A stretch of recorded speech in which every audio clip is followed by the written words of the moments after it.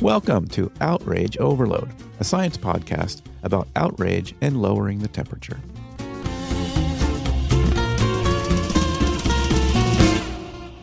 Today's episode is a little different and something we've never done before, a special role reversal holiday episode.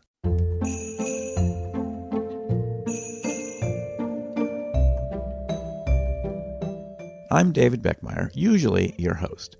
But today, our good friend and longtime collaborator, Ross Yerger, is taking over hosting duties to put me and Lisa in the hot seat. Now, if you're listening to this on Christmas Day, you might be in the middle of a quiet moment after the chaos of gift opening, or perhaps you're on the road visiting friends and family. For those who celebrate, we wish you a wonderful holiday filled with love and connection. And for those who don't, we're thrilled to bring you some fresh content on a day when many other podcasts might be taking a break. I'll admit, I've always been hesitant about episodes like this. It feels a bit self-indulgent, but we've heard from many of you that you'd like to learn more about the people behind the podcast, so we're making this a fun exception to our usual expert-driven format. Don't worry though, we'll be diving back into insightful conversations and meaningful topics in the next episode. So sit back, relax, and enjoy this flip the script episode with guest host Yergz guiding the way. Let's dive in.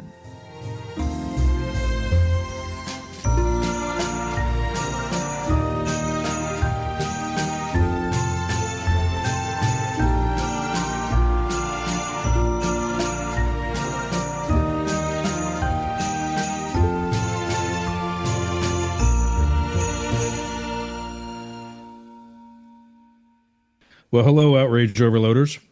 My name is Yergz, and I am your guest host this evening, or today, whenever you're getting a chance to listen to this. David's here, as is his lovely wife that I love enjoying listening to every Sunday for This Week in Outrage. Is that the one? We'll get to all of them. But David and I did a thing over the past couple of weeks where we take over the other show. He was already a guest on Up the Middle. That is 5 days a week at 11 a.m. Eastern and 8 a.m. Pacific on various networks and social media platforms and wherever else. You can find that. We'll talk about that later. More importantly, tonight we're talking about me coming over to his show and taking over and asking questions about why he does what he does, where he does it, with whom he does it. And I know that's getting a little suggestive, but I'll tone it down and keep it family-oriented. But something that, to just start out, this guy, if you're not already a fan, if you're not already looking upon him as the outrage overlord, it's time. In fact, it's past time. This guy has, and I've said this on many occasions, he's probably rolling his eyes just hearing it because he knows what's about to be said. This guy has saved me from having a stroke. On many occasions. I found him, I think it was through Podmatch. That's how we discovered each other, if not Facebook. But I found him through social media while looking for podcasts to repurpose on my own internet radio station. And after just a few episodes, I realized I don't need this podcast. The world does. And so with this episode, I hope to bring to you a better understanding of the method behind this man's madness and his wife's, and give you a better understanding as to the real purpose and the necessity of the whole series of podcasts that are a part of the Outrage Overload family. So, welcoming him to his own show, Ladies and gentlemen, David Beckemeyer. Thank you, Yergz. Background applause. We'll put in the applause later. I have the button. I could push the button, but I won't do it. Because you're the host, so I don't want to push the buttons. and his Sunday co-host, I'm going to brain fart. It's Lisa. Is that right? Yeah, correct. Yeah, we do. Yep. Okay. Yeah, we do a live show on one of your online radio channels each Sunday at 4:30 p.m. Pacific and 7:30 p.m. Eastern. And that show is quite a bit different than the main Outrage Overload show. That show is more of a chat show, and we have some fun on that show. And we aren't quite as serious. We're not as necessarily as well researched. The opinions that's how it's sometimes the best. Yeah. Yeah. So there's that show, and then also, folks, Yergz is also who, as I said, hosts our I don't know. We're a partnership with Outrage Overload, going out on several networks and being rebroadcast there, and also, like I say, we broadcast live our Sunday show, This Week in Outrage, and that also gets rebroadcast during other times of the day as well. So you can see replays of those, you can listen to replays of those shows as well. And then we also have Outrage Science Bites, which mostly I do just 30 episodes in November each year, but I sometimes scatter other episodes in. And you're on series 2 of that now, right? Right. We just finished the second 30 episodes of that this November, and kind of did a different approach this time. A lot more shorter episodes this time. Nice. So those are all out there. And so anyway, thanks, Yergz, for coming on and hosting our show. Thank you. So before all that, I remember you telling us in our Thursday morning group that we're a part of, and in other spots, that you were retired, and now I guess you're retired again, and it's time for good from the tech industry. I'm going to cut in there because I don't think the man's busted. ever retired. This is attempt number 3. At least 3, yeah. Oh, yeah. Is that what we're up to now? Yes. So Lisa's the co-host of This Week in Outrage, and she also is a big check on everything else that I do related to all the shows. Right. No, he's been he tries to retire, and then it's just, they just suck me they back suck in. you back in. No, it's not in his blood, man. He has to find something. He's the hardest working retired man I've ever met. So what was it about tech? Where did you get a tech background or a tech education, and how did you get into that industry? Yeah, well, we're talking about the dark ages now, so I won't be specific here, but yeah, so I was actually on a science track, and was headed for physics, was kind of what I was into at that time, physics and math, and a student friend said, "Hey, I'm doing this thing on the side, or like it's really easy. Like I don't know, I think it's called software or programming or something, and we just write like it's like really fun. Just come. These guys need more people. Like you can come and do this with me as a side job." And as a starving student, most of the side jobs I had were like, ice cream server or coffee barista or something like that, right?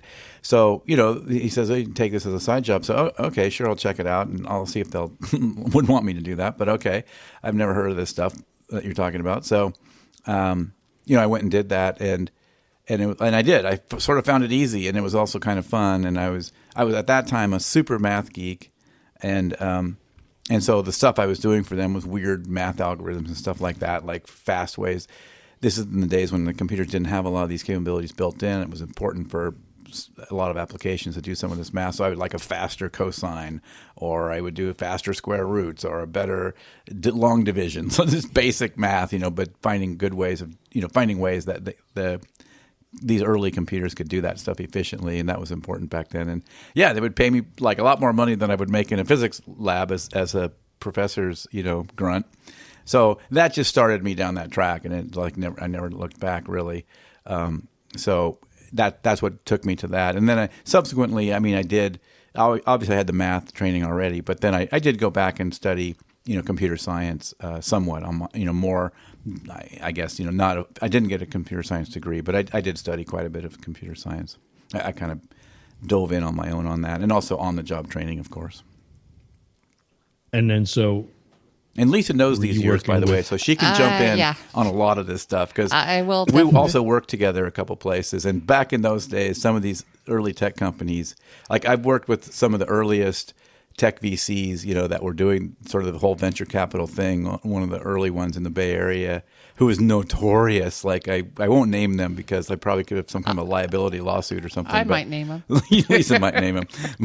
But they're notorious and known for just like working people to death, literally. I mean, just like the crazy hours and the crazy expectations and the berating them, loudly and publicly in front of the whole team and stuff like that. Just all these crazinesses. Other stuff like, I will say, illicit substances were like promoted by the executives at the company. Provided. Well, yeah. It's just like, this was the craziness of those days, right? This was the keep going type of supplements? Yep. Yeah, mostly, yeah. So were you more, because I know you had said that you had done investing as well. Earlier on, were you more just like the programmer? Yeah. I was just a line coder, I was just doing code. But then I, sort of worked up through those ranks and started, managing teams and running things. And then I thought I knew everything, so I started my own company and, was doing consulting. And then, I ultimately sold that company and became and worked into an executive position with larger companies. So then I was then I was running big teams and big budgets and doing all that stuff. So that's kind of, but yeah, I just started as just a line programmer. Okay. And then how about Lisa? I didn't realize that you actually worked together. Where was that, if you can say? And can I did we say meet each that? other in the did we meet each other in the lunchroom, or where was it? Well, actually, like David said, it was pretty much the wild, wild west. And we worked at a company that had several buildings, so they thought it would be great to have a kegger every Wednesday. Yeah, like Wednesday. A work kegger once a week. Yeah. And I'm doing the math here about where that could be, and oh, please, I mean, please like don't, please don't, now. please don't. Yeah, no, but so and so we were working together, and we did a lot of team building stuff together. But I think the nail that was hammered in the coffin is David was what's the word I should use? I don't know where you're going here. David was not very compliant with HR. Oh, yeah. So basically they told me, can you please go? She was my wrangler, basically. Well, not yet. Not yet. Can you please go clean that kid's desk and get me all the receipts I need? And I went, and his cubicle mate was very hot. And I went, absolutely, I'm on my way. So we worked at the same company early on. And, but literally once we really started talking, it game over. We kind of became a thing, but didn't tell anybody we became a thing. Right. And who knows how many people really knew? Probably a lot of people do. Well, I think when the wedding invitation went out, a Well, lot of people went, wait, what? Yeah, some people definitely still went, wait, You're what? marrying who? Yeah. I thought you liked the other guy. I did like the other guy, but then I met this guy. But literally when we sold the company and David went on to be a C-level executive at a lot of places, I was Mr. Beckmeyer's wrangler more than once. Yeah. Well, and Lisa's background is accounting. Yes. And HR. Especially during the startup time, team mom. And team mom meant that I would make sure that the quote-unquote, because it was considered talent at that time. Right. So all these programmers were considered talent. So I had to make sure that these talent guys were getting fed, we're getting laundry. Sometimes maybe like go home and take a bath. That was discussed more than once. Getting their taxes done, getting, really just having a life and just being in a place that they can survive. Because if some of these kids just were not, yeah, couldn't always take care of themselves. Yeah, no, yeah. So there was a lot of times where in fact, at one of your companies, I built a team of people who would take care of these guys. Right. Yeah. So what C-level positions did you hold then? CTO, so that's Chief Technology Officer, and also VP of Research and Development. Okay. So it all stayed tech oriented. Mm-hmm. It's not like they put you into like the HR or something like that. I don't know if I'd call it C-level, but I did work also in corporate strategy. I think my title was still CTO at that time. Was this retirement attempt number one? No, not really. It was a scale back attempt for sure. More of a individual contributor, because I kind of didn't really want a giant staff and manage a bunch of people anymore at that time. So then I was working in corporate strategy, and what I still was tech related somewhat, but I was doing things like helping do mergers and acquisition assessments and things like that. So what are the help evaluate, look at opportunities and give some idea of how much should we pay for this thing if we're going to acquire this company. What are they worth? What assets do they have? This kind of stuff. So I was assisting or working with teams working on that kind of analysis. Okay. So you eventually get out, although I think I heard in one of your previous weekly episodes, Lisa, you're still working in like the accounting, HR I like to say space. I actually recently went back to work. I decided to go back to work right before COVID. And and I found myself basically in the same position.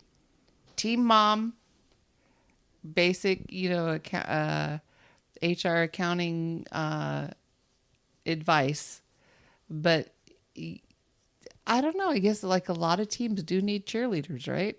Yeah, but you're doing a lot of hands-on accounting too. Yes. A lot of hands-on accounting. But being Mr. Beckemeyer's wrangler was exhausting. As much as I love this man, wow. But so then I became his children's wrangler.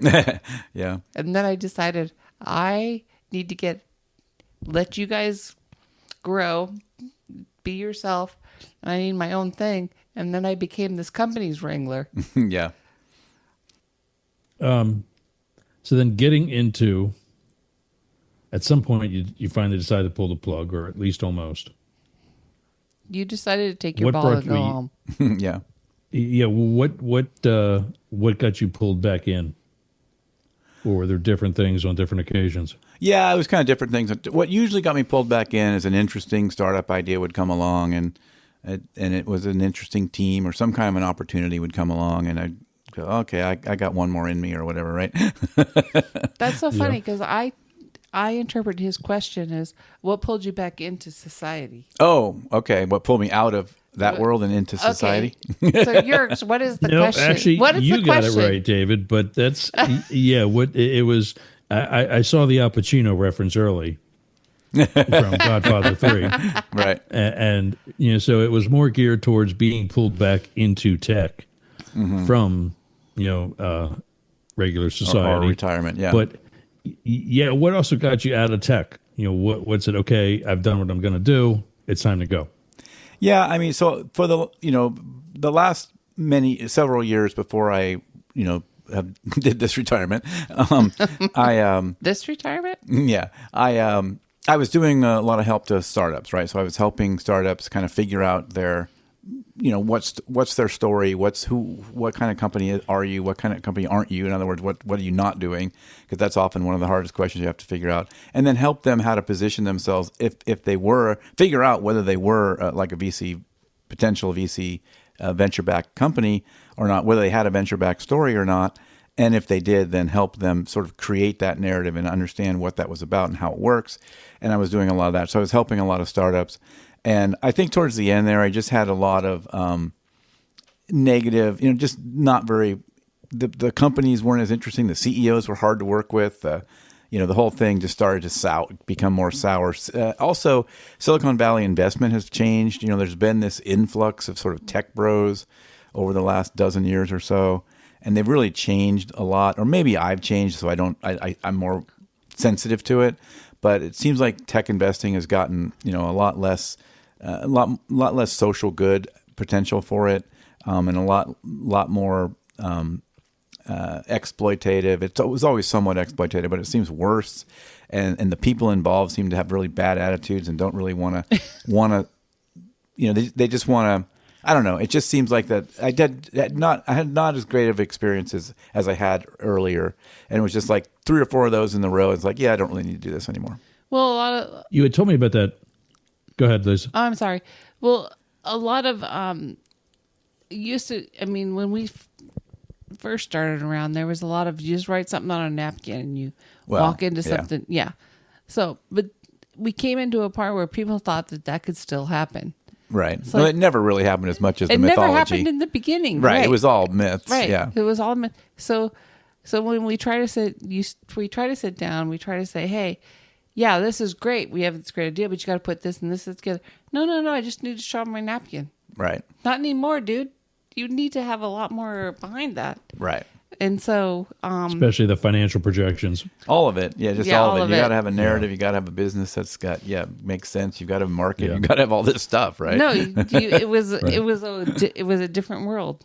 Yeah, well, and really, like I say, that other world never really existed. That was always sort of mythology. It never really existed. No, like it didn't. 1 in a million people. I mean, that didn't really happen. Like those were all myth stories. Right. So you get out. And what were you doing, or were you out, when you finally decided whatever it was that caused in your life for you to get into outrage overload? What was your day-to-day? If you were actually on some level retired, on some level, or maybe this was attempt number 2 or 3, but you weren't in outrage overload and anything with that brand yet, how were you spending your day? Was it all the Jeep or the Porsche, or were there other things going on still? Well, there was some of the Jeep and the Porsche stuff, but really, or the wife and the wife, yeah, and and all that stuff. But I think in terms of I was like everybody else, right? I mean, I was falling into the outrage overload like everybody else, right? And I think that's what, and the circle around me between the 2016 election that got people, pretty amped up, and a lot of people broke friendships and all that stuff. And the kids. Exactly, yeah. And then that just kept accelerating. Then you had COVID and the lockdowns, and people were fighting about that, and a lot of people were breaking relationships over that. And in our personal lives, we saw this in our own circles, people doing this and having these problems. We personally, I was the guy out there ranting and raving about some of these things too. And all of that, and then at some point, just all of that kind of became straw, broke the camel's back kind of thing, where I said, Sure. we need to step back and look at this, and I don't think I'm the only one. Right. Was it an elimination or a cutout personally for you, or did you see it within your family, or what was your straw for your broken back that made you say, okay, this is silly? Well, I think the biggest one was when my son got off social media, and he's a millennial, and they're usually pretty much on social media all the time, and always out there. So that was a pretty big deal, and we had a conversation about that. And at that time, there was other things as well, right? Like I said, just there's a lot of people and families splitting up and stuff like that. Everybody seems to have a story like that. Like there's some uncle or brother or cousin or somebody you don't talk to anymore. It seems like everybody's got a story like that. But when my son got off social media, that was really kind of a wake up call. And he talked about, because that was a big step for like a millennial that was pretty active on social media to get off.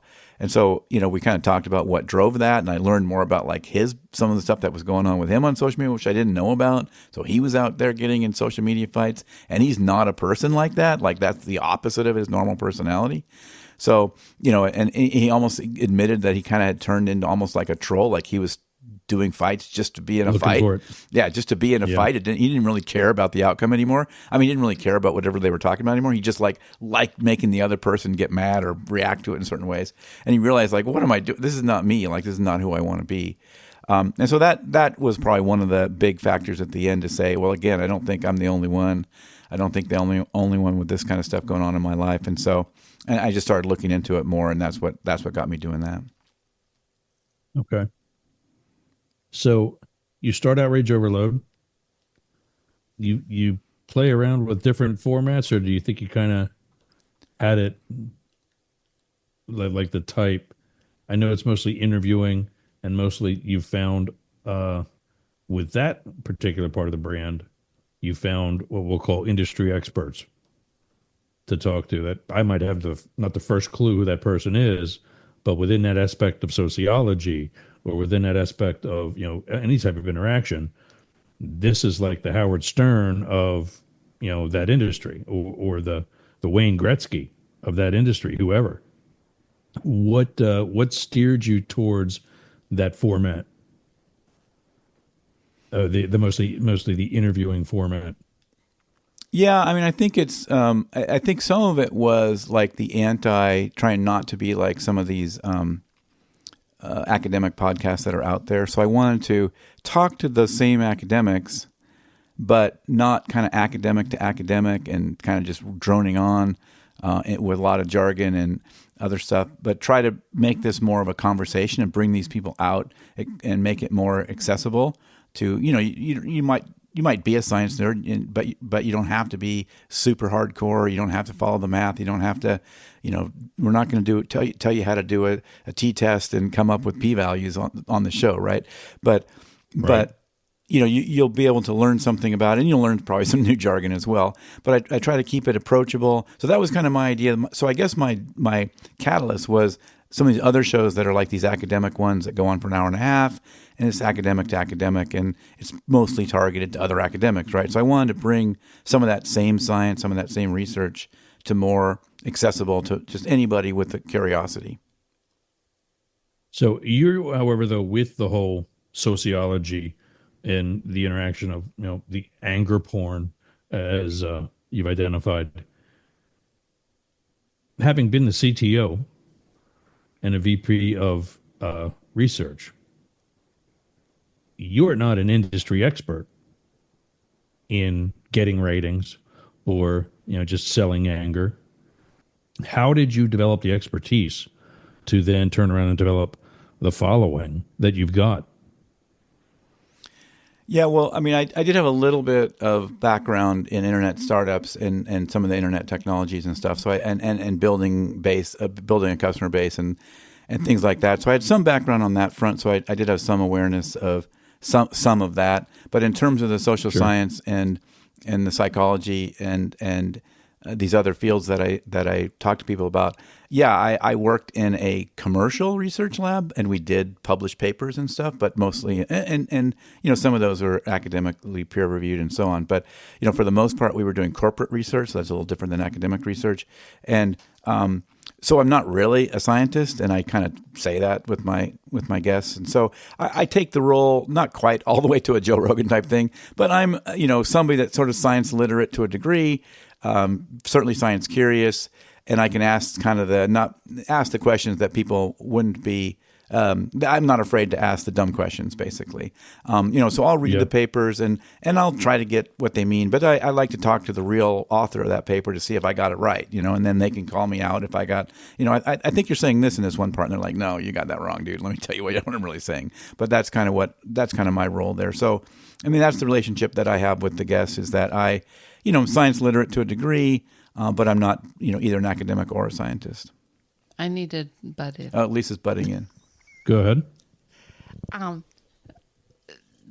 Joe Rogan is totally trying to just be a well, I'm just asking questions. He's a just asking questions guy. Yeah, but that's no. Oh, I'm sorry.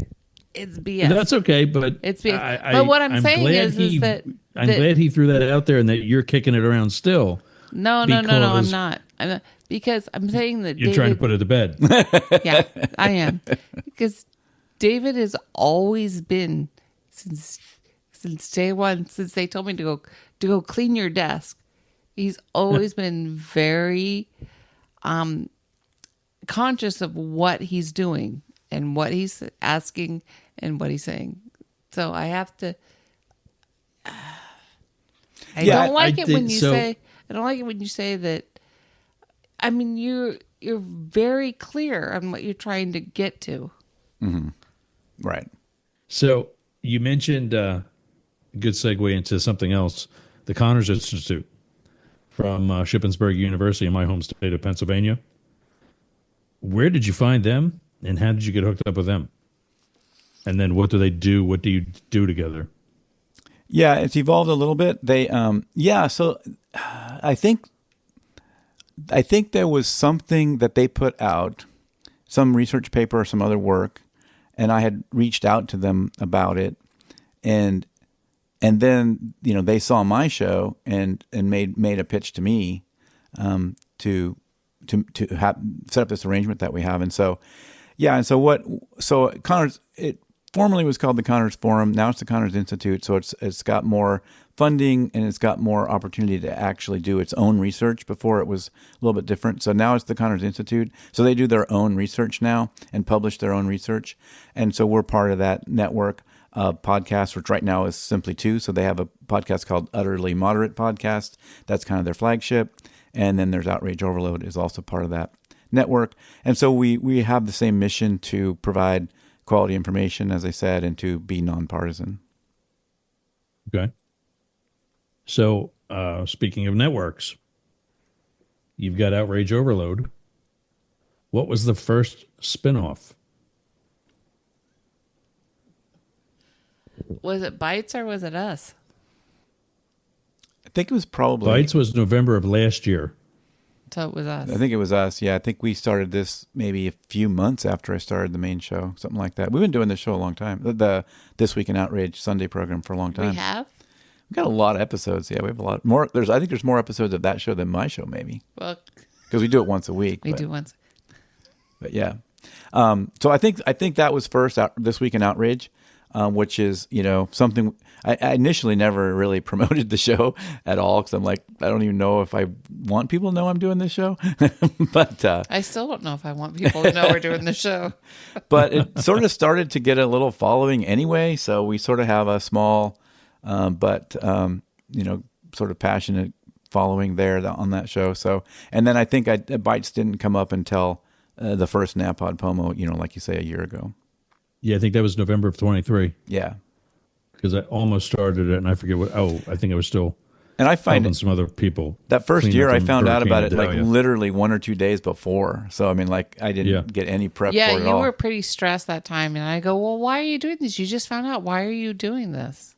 Yeah, but I will recommend it for anybody who's thinking about doing a podcast because, like think about my show, right? So I do bi-weekly plus some bonus episodes, so maybe on average 40-ish. Plus you do ours weekly. No, but on my show alone, just my show. No, but I'm just saying, you do both shows. I know. But I'm just saying, so for my show, I only do 40 episodes in a year, let's say, roughly. Right. Whereas now for that, when I do that, I'm doing 30 eepisodes in 1 month. So it gives you a lot of seat time, a lot of mic time, a lot of edit time. So it's just, I think it's great. And it's also like, a lot of us that are trying to go into this space have like a perfectionist problem. Like we want it to be so perfect. We're going to keep trying. We're going to try it again and do another cut. And we know it's still not good enough. I can't release it, or I'm never going to release it. And they literally never release it. I mean, we go to some of these podcast groups where every week somebody says, I'm going to come up, my podcast is going to be released next month. And they've been saying that for a year and a half, right? Since we've known them. Yeah. And and a lot of that is that perfection, getting over that perfectionist thing, right? And Napod Poem was sort of great for that, the National Podcast Post Month, because this challenge, you're doing a show every day. Like, that one sucked. Okay, do another one. Like there's one coming out tomorrow. Like, just don't worry about it. And so I think it's really, really good for that. Plus, you really do change and learn a lot of skills doing 30 episodes like that. I mean, because you do an episode every day. Right. You've got Outrage Overload, This Week in Outrage, Science Bites Season 2, and what was the other one I liked? Okay Boomer. You need to do that more. Yeah, I need to get the Boomer. It's been harder to find. I thought it would be easier to find younger generation folks that had an Okay Boomer story, and it's been harder. So if you're out there and you have an Okay Boomer story, get in touch. Yeah, I can plug that. And then there was another one though, like a street. Oh, there was Street Outrage. On the streets or something? Street Outrage, okay. Yeah. And I was doing a lot of those Street Outrage interviews in the beginning, and that really was very informing for the show, where I can just talk to regular people on the street and kind of get a sense of their social media habits and like how do they experience this outrage media and and some of this partisan media and partisan conversations. And so that was really interesting to have those conversations with just regular people. Right. Oh, awesome. So back to Lisa. Yes. I listen to you two every Sunday. Sorry. And I love your chemistry. Oh, I love our chemistry too. I love that you can, well, maybe not each other's, but that you can bust his and it's okay. Obviously, he can't bust yours. That's a little complicated. A little bit. I can do it a little bit. But you can goof on each other. Yes. What is date night like? Is it the same thing? No. Is it a little bit more romantic? Way more romantic. When we tag something as date night, then we both are very well behaved. Usually. Yes. We're both very well behaved.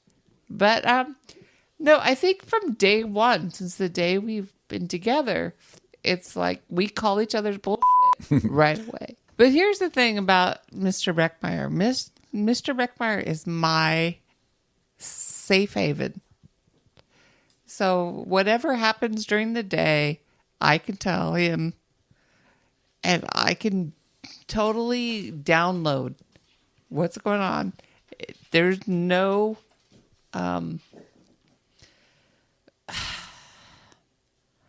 I think we both do that to each other. If we are having the bad day, we both say, yeah, you're having the bad day. Download. We'll let you do it. And I have this great gratitude to this guy who lets me be who I am. So that, the This Week in Outrage program started because, or really was the show Lisa wanted me to do from the start, right? So I went off and did our Outrage Overload program, which is, like I say, a little bit more serious. And I was, and I've been super lucky. Like it's like you were saying in the beginning, where'd you get the expertise? Well, I don't have any. I'm going to journalism school and all that, but and I was able to get these fantastic world-renowned scientists and researchers and others to come on the show. So, I've got now like 100 interviews with some of these world-renowned folks. So, it's just really lucky that I was able to do that. But anyway, so that was initially what Lisa wanted to do even before we did. What I really wanted to do was just say, look, we bitch to each other a lot. And a lot about what's going on in everyday life. And you looked at me and went, no, I don't want to do that. No, I don't want to do a show like that, right? I just want to sit on, no one's going to want to listen to us sit around and talk about our week. No one's going to want to do that. But it wasn't about our week. It was about the world's week. Oh, yeah, that's true. Yeah.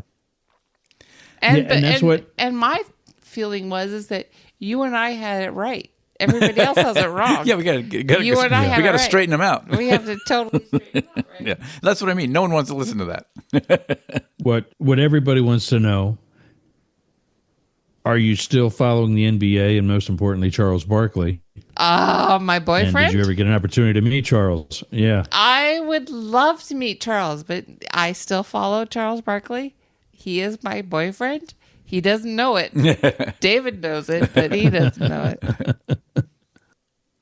And what's the puppy's name? Betty. Yeah. Oh, Betty, we've had Betty for about a year. We had French Bulldogs for around 2000 to 2013. We had French Bulldogs, and dogs only live so long. And we never thought we would get another dog because we wanted to travel.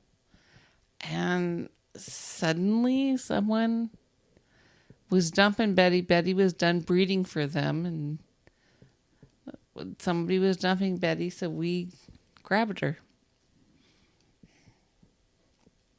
And now I think she looks like she would look good riding around in a Porsche. Or a Jeep.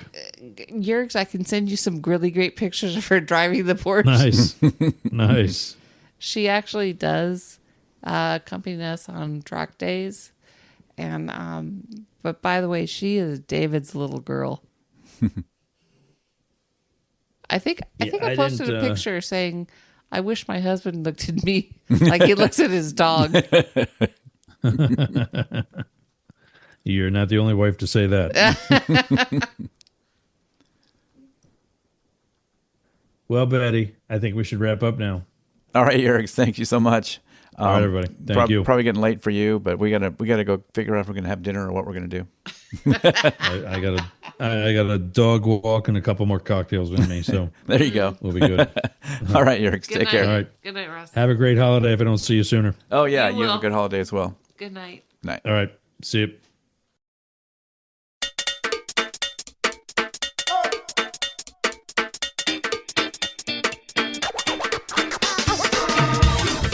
That is it for this episode of the Outrage Overload podcast. Thank you for listening all the way to the end. The podcast platforms love it, and as always, I'm grateful for your support. For links to everything we talked about on this episode, visit outrageoverload.net. Remember, this is the last episode of the year.